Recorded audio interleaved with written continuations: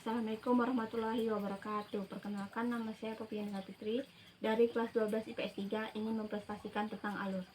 Alur adalah struktur pengembangan cerita yang terdiri dari rangkaian peristiwa yang disusun secara kronologis dan hubungan oleh sebab akibat.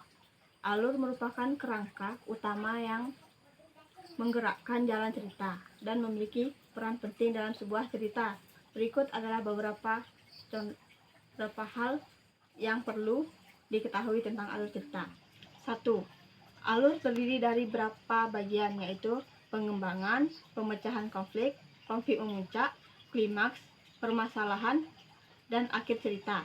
Kedua, alur bertujuan untuk mempertahankan minat pembaca atau penonton. Pengembangan karakter, menimbulkan konflik dan ciptaan ketegangan. Ketiga, alur cerita juga bisa menjelaskan mengapa dan bagaimana sebuah peristiwa maupun konflik yang ada di dalam sebuah cerita. Keempat, beberapa jenis alur cerita yaitu alur maju, alur mundur, dan alur campuran. Kelima, alur mundur adalah cerita dengan peristiwa dari akhir ke awal. Menulis pengawalan kisah dengan konflik, lalu penyelesaian, dan memperlihatkan masa lalu atau disebut dengan kilas balik. Apa contoh alur cerita?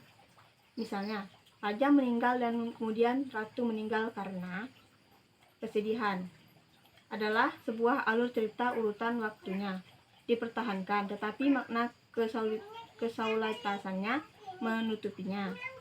Atau lagi ratu meninggal, tidak seorang pun tahu mengapa sampai diketahui bahwa itu karena kejadian atas kematian raja.